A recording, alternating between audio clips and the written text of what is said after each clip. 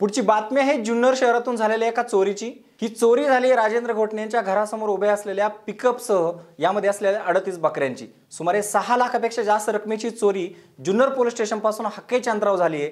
मात्र 5 दिवस उलटूनही या चोरीचा तपास अद्याप लागलेला नाही। पाहुयात कार्यकारी संपादक सुरेशजी वाणी यांनी घेतलेला आढावा। राजेंद्रजी घोटणे यांची गाडी चोरी गेली, बकरं चोरी गेली, इथं अनेक चोऱ्या होत आहेत। काय व्हायला हवं, पोलीस यंत्रणेने काय करायला पाहिजे, काय वाटतं आपल्याला? तर विषय असा आहे वाणी साहेब की रात्री 12-12:30 वाजता डिपार्टमेंटची गाडी येते, हे मी पाहिलेले बरेच वेळा। त्याच्यानंतर मला काही दिसत नाही, पण चोऱ्या माऱ्या ज्या होतात हे 12 आणि 12:30ला होत नाही, ह्या 2-2:30च्या दरम्यानमध्ये अशा चोऱ्या होतात। त्याच्यानंतर काही टायमाला आमची त्या साईडला शाळा नंबर 4 अहिल्याबाई होळकर तिथं देखील इतके गर्दुले गांजा गर्दुले, त्या दिवशी गाडी चोरीली त्याच्या आदल्या दिवशी आम्ही तिथं जाऊन बघितलं तर सगळ्या बेरच्या बाटल्या काय। त्याच्यानंतर आम्ही ह्या साईडला बकरं चालित असतो, नदीच्या साईडला स्मशानभूमी, तिथं देखील गर्दुले तिथं बी असतात रातचे 9-9:30ला। बरं आम्ही जर कधी हुसकायला गेलो का मग त्यांनी उलटच बोलायचं, तुम्हारी बाप की नदी आहे क्या। नाही, मग तुम्ही हे सगळे जे पाहताय मग हे तुम्ही पोलिसांना का सांगत नाही? आता सांगून काही साहेब उपयोग आहे, काय सांगा बरं। पोलीस ऐकत नाही असं म्हणायचं? अहो विषय असा होतो का त्यांचं म्हणणं मारू नका त्याला, नाही प्रश्न मारायचा नाही, पण या ठिकाणी तुम्हाला जर काही संशयास्पद व्यक्ती आढळत असतील तर तुम्ही त्याची माहिती पोलिसांना दिली पाहिजे, पोलिसांनी त्यांच्यावर कारवाई केली पाहिजे। आता एक टायमाला अशीच गल्लीमध्ये नाव नाही सांगत अशीच मारामाऱ्या झाल्या, शिवायगाळ्या झाल्या, मी कंप्लेंट जाऊन तिथं दिल्यानंतर त्याचा काही विषय झाला नाही।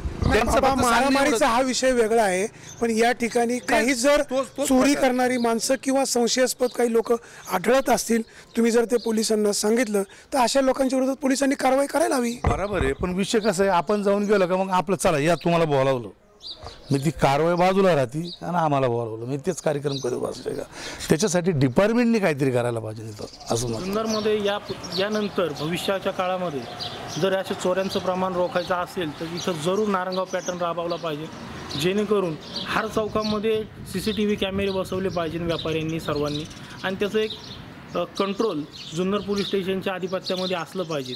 त्याच्यापासून जुन्नर शहर सुरक्षित राहील। जुन्नर शहरामध्ये वारंवार चोऱ्या होत आहेत, पुष्कळ चोऱ्या होत आहेत, भुरट्या चोऱ्या होत आहेत, पोलिसांचं दुर्लक्ष असं वाटतं? त्यांचं खास असं लक्ष नाही असं मला असं वाटतं का मी जे म्हणतोय का त्यांनी नारंगाव पॅटर्न राबवला पाहिजे। त्यांनी ते जुन्नर शहरातल्या संपूर्ण व्यापारी असोसिएशनला असं बोललं पाहिजे का बाबा तुम्ही तुमच्या परीने कॅमेरे बसवण्यास आम्हाला मदत करा, काय करा, असं त्यांनी एक अशी उपाययोजना केली पाहिजे, राबवली पाहिजे, बोलले पाहिजे। आणि त्याच्यामुळं मला असं वाटत नाही तर मोटरसायकली जातात, यापूर्वी आमच्या मोटरसायकल पेठेतनं सलग 2 गेलेल्या आहेत, एका पाठीमागे एक, त्याचा अजून तपास नाही लागलेला। जुन्नर शहरात गैरधंदे मोठ्या प्रमाणात वाढले। हो, आमच्या खालच्या भागामध्ये नशेबाज लोक इतके काय आहे, 12 नंतर जसं काय यांचं चालूच असतं 1 वाजेपर्यंत। पेट्रोलिंगच्या गाड्या, मला तर त्या दिवशी पेट्रोलिंगची गाडी दिसली नाही, म्हणजे जे आम्ही पळापळ केली तर पेट्रोलिंगची गाडी पण मला काही दिसली नाही। जुन्नर येथील माजी नगरसेवक राजेंद्रजी घोटणे यांची 5 दिवसापूर्वी 38 बकरं, एक पिकअप गाडी आणि काही बकरांचं चामडं चोरी गेलेलं आहे। या प्रकारची नेमकी वस्तुस्थिती काय आहे हे जाणून घेण्यासाठी आज आपण आलो आहोत शुक्रवार पेठ येथे। माझ्यासोबत राजेंद्रजी घोटणे जे आहेत। घोटणेजी, काय घडलं त्या दिवशी, नेमकं काय सांगा?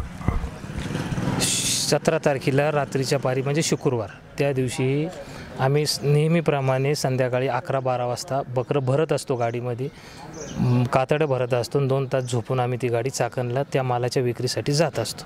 ह्या दरम्यान पहाटे 5-4 वाजता उठत असताना पाहतो तर बाहेरून गाडी नव्हती, म्हणून घरात विचारलं, बाहेर विचारलं तर कुणी असं सांगितलं नाही का गाडी अमक्या नेली तमक्या नेली, गाडी नाही म्हणून आम्ही इकडं तिकडं पाहत बसलो, पाहिलं आणि ती कुठं गाडी भेटली नाही, म्हणून आम्ही पोलीस स्टेशनशी संपर्क साधून तिथं आम्ही आमची फिर्याद दिली, फिर्यादमध्ये कंप्लेंट केली, तिथं काय असेल ते त्यांनी वायरलेसवर संपूर्ण कॉन्टॅक्ट केलं, टोल नाक्यावर काही कॉन्टॅक्ट त्यावेळेस त्यांनी केलं नाही, कारण त्यांच्याकडे नंबर नव्हता, म्हणून आम्ही स्वतः टोल नाक्यावर गेलो चाळकवाडीच्या, त्या ठिकाणी पाहिलं असता तर ती आपली गाडी तिथून पास झालेली आम्हाला 4:13 तिथं दिसली।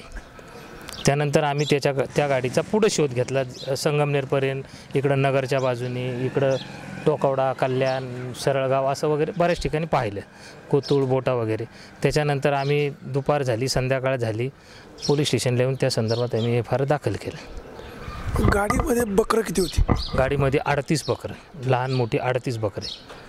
या बकरांची बाजारभावाप्रमाणे साधारण किंमत किती होईल? साधारण बकरं माझ्या मते कालच्या विक्रीला, म्हणजे आमचं कसं असतं बाजार, कालची विक्री नाही, ज्या दिवशी घटना घडली त्याच्या दुसऱ्या दिवसात जो बाजार असेल त्यावेळेचा दर अंदाजे काय असेल? त्या बकरांची किंमत सुमारे किती असेल? 2 लाखाच्या वर त्याची किंमत होती. 2.10 ते 2 पर्यंत किंमत होती त्याची. मग 2 लाख रुपये जर बकरांची किंमत सुमारे असेल तर पोलिसांनी मात्र 38 बकरांची किंमत अवघी 25,000 रुपये लिहिलेली आहे. काय वाटतं आपल्याला? नाही, ह्या संदर्भात मी त्यांच्यावर वारंवार बोललो. माझ्याबरोबर आमचा एक समाजाचा पोरगा होता, त्यांनी सांगितलं मी 25,000 रुपये देतो तुम्हाला, तुम्ही मला 38 नाही 25 बकरा आणून द्या, 10 बकरा आणून द्या, 2 बकरा आणून द्या. बोले कधी कधी एक बकरू आमचं 15-15 हजाराचं असतं. आम्हाला बोले 2 बकरा आणून द्या, इथपर्यंत सांगितलं त्यांनी. तरी ते काय ऐकायला तयार नाही. बोले ते आम्ही अंदाजे लिहितो, हे काही पक्की किंमत नाही असं सांगून त्यांनी ते फार दाखल केलं आणि ते पुढं त्यांनी काय करायचं ते केलं. या ठिकाणी वारंवार चोऱ्या होतात. नगरपालिका असेल, पोलीस यंत्रणा असेल, या ठिकाणी CCTV कॅमेरे बसवणं गरजेचं आहे किंवा इतर काही उपाययोजना करणं गरजेचं आहे. आपल्याला काय वाटतं? नाही, यासाठी तर केलंच पाहिजे. जुन्नर शहरामध्ये म्हणजे एक ठिकाणी नाही, प्रत्येक पेठेत पेठेवाल्यांचा त्याच्यामध्ये असा सहभाग असला पाहिजे, नगरपालिकेचा असला पाहिजे. काय अशा मोठमोठ्या संस्था असतील, पतसंस्था असतील, यांनी ते जुन्नर शहरामधनं असं प्रत्येक पेठेने त्याचं पैशाचं बजेट बसून काय प्रतिष्ठित धंदे असं काय असतील त्यांनी ते हे करून प्रत्येक पेठेमध्ये बसवलं पाहिजे. या पेठेत CCTV कॅमेरा बसवण्यासाठी सिंहाचा वाटा मी उचलतो. इतर पेठेतले बी तिथं सभासद अधिक सगळ्यात मोठा वाटा माझा. नगरपालिकेला त्याचं हे करून बसवले गेला पाहिजे, ही माझी इच्छा आहे. घटना घडून आज जवळजवळ 5 दिवस झालेले आहेत, अजूनही या प्रकारचा तपास लागत नाही, पोलिसांना छडा लागत नाही. काय वाटतं आपल्याला? आणि आता कसं आहे, त्यांच्या मते आता 25-30 हजार म्हणजे लिहिली किंमत. चोरी छोटी आहे, पण माझ्यासारख्या गरीब माणसाला ती चोरी इतकी मोठी वाटते का आज जर माझं जर प्रकरण जर भेटलं नाही, माझी गाडी गेली नाही, आज माझ्यावर शेतीच्या संदर्भात माझ्यावर कर्ज आहे, ते कर्जाचा बोजा, ह्या गाडी आज चोरी गेली, बकरं चोरी गेली, हे बोजे पाहता वेळ आली तर मला आत्महत्या करण्याची पाळी येईल. आपण पाहतोय जुन्नर शहरातील ही शुक्रवार पेठेतील अतिशय भर वस्ती आहे. वास्तविक या ठिकाणी पोलिसांचं गस्तही असेल, असं असताना या ठिकाणून चोरी होतोय. पोलिसांना हा विषय अतिशय संशोधनासाठी महत्त्वाचा आहे. पोलिसांचा तपास मात्र धीम्या गतीनं सुरू आहे. या बकरांची 38 बकरांची किंमत जर सुमारे 2 लाख रुपये होत असेल तर पोलीस यांची किंमत अवघी 25,000 कसं लिहितात हेही महत्त्वाचं आहे.